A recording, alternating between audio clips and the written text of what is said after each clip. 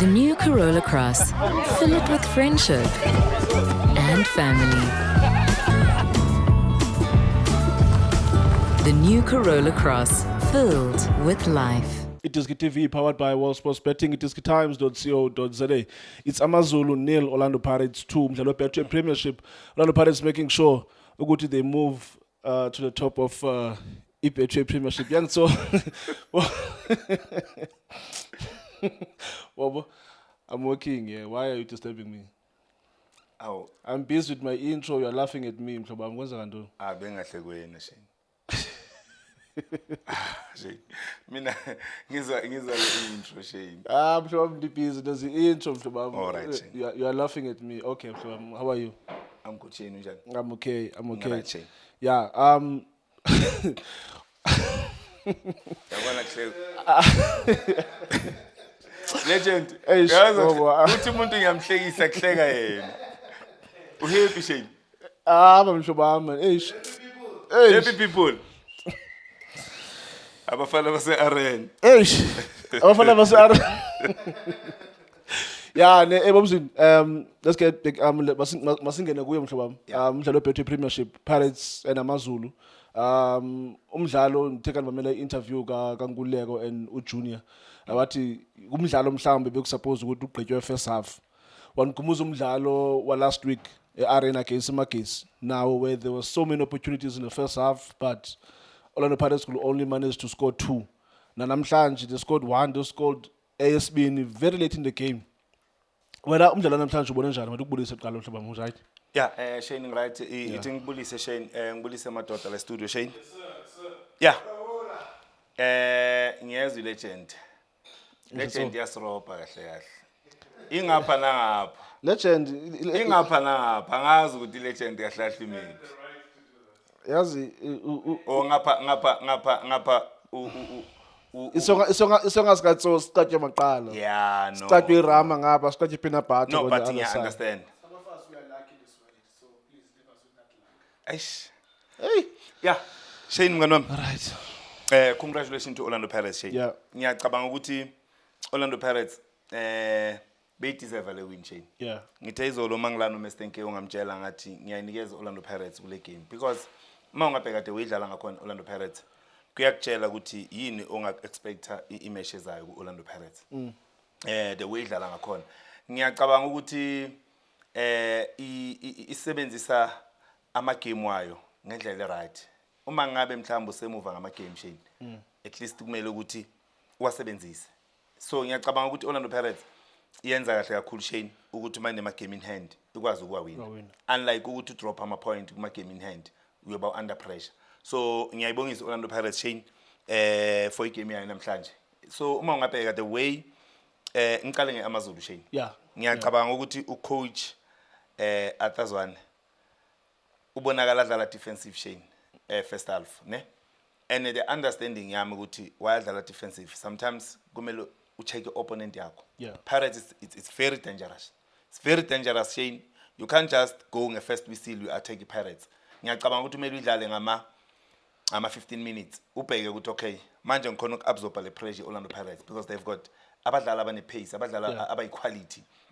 So coach Azda ngiyacabanga ukuthi udlale defensive ngale yandlela ukuthi uma ungambheka bekadlala nga 2 yama right back la khona ngibona asebenzisa umdlali ofana noNgwenya no I mean sorry uKhatebe amsebenzisa kakhulu iwork rate yakhe ukuthi uKhatebe kumele abe khona ku attack la joina khona uNgwenya kumele join extend aphinda joina ne left winger yabo ngapha no hana mupi kadlala as left back you understand yes okay. So into efana naleyo ngathi uyibheka abadlali bazotraineka Shane bazotraineka because bekazama ukuthi uma abuya then ukick Allen angene phakathi uma angena phakathi so kuba na 3 center back la khona azama ukuclose lama space eOrlando Pirates because yila khona borele bafuna ukufunction khona if ufuna ukubavala wide. So kule position le yangaleka right uyabona ukuthi no really noma akhona la kule free roll bekungana umuntu kakhulu udlalela kulela side la ka left because iyabuya leya center right back yaAmazulu ibiya phakathi la khona kumele ukuthi kufunction ubani uHoto. Unfortunately end product yaka Hoto ayikho mnandi Shane. Uma afikile decision making uHoto, he can defend very well. Uyakhona ukusebenzisa lesa space uma ngabe opponent imvulele sona, but ku final third decision making sometimes akaletha ama crosser right, sometimes uma ngabe afuna mhlambe ukuthatha ama shot on target uyambona ukuthi ngathi ukabili lo mdlalo, you understand. So mara give credit kulabo abadlali abafana nabo abo Phillies no mdlalo ofana noMthetho. Ngiyacabanga ukuthi when they have the ball Shane, they understand ukuthi kumele balisebenzise.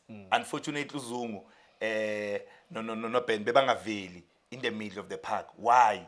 Because of Orlando Pirates ungayibheka bengadlalele move, bebadlalisa half ground, beyipressa la khona sibona boMakhawule bathola ama chances duze nebox le AmaZulu. Sibona boMbatha ba functiona well.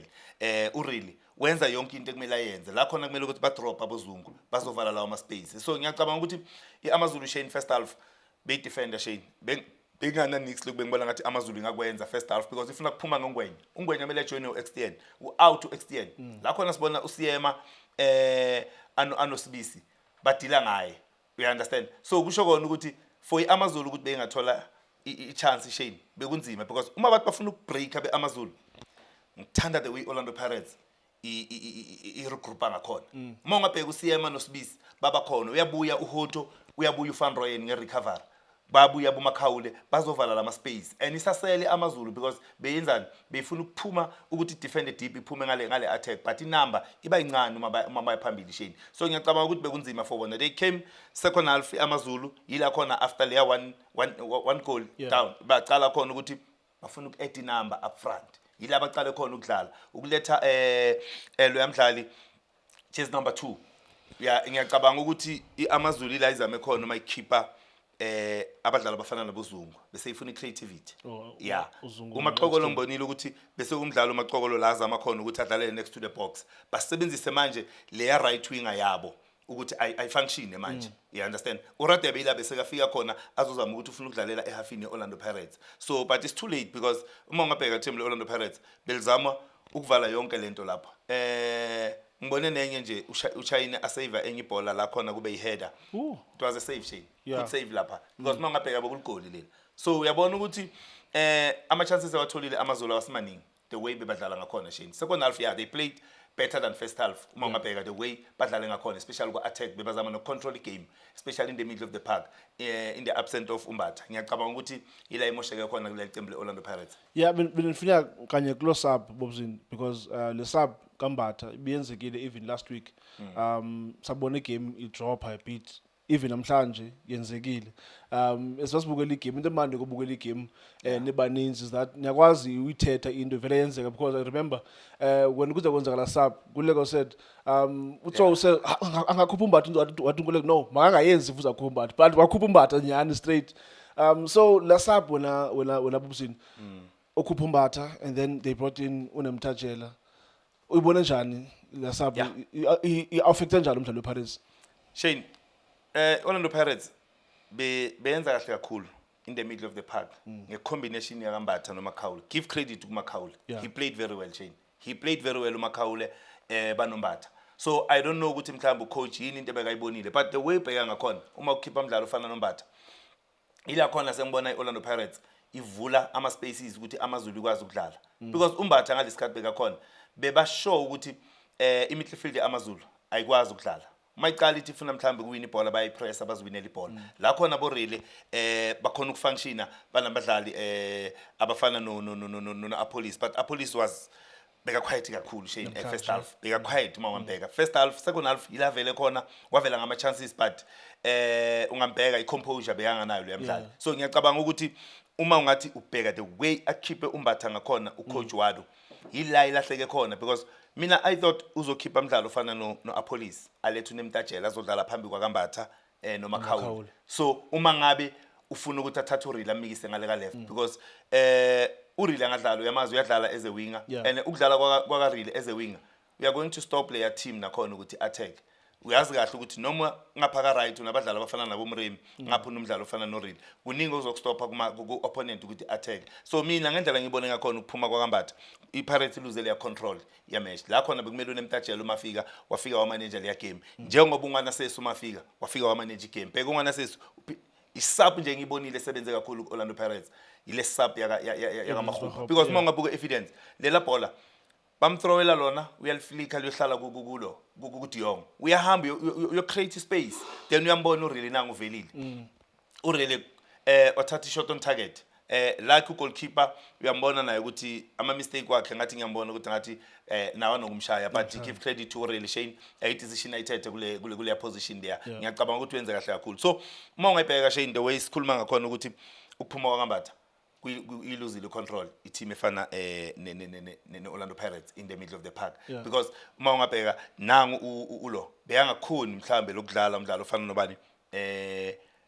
no Nomthatshela no ulo umbuthuma beyangakhoni ukuthi ajoine because uma kuyila bantu lapho umthethwa no Phillies abafuni ukumnikeza i-chance and njengoba ngitshela ukuthi uKicken Allen uyahamba uyovala lapha kuba nzima for le yantwana ukuthi ingadlala that is why bese kufika la ifuna kwenza ama give and take ivele ukuthi at least abadlali beOrlando Pirates bavele bakwazi ukudlala but ngiyacabanga ukuthi going forward coach Wadu uwabhekile ama game afana nalawo because umdlalo ofana noMbatha ngiyacabanga mina Shane bekumele amgcinile kuleya position.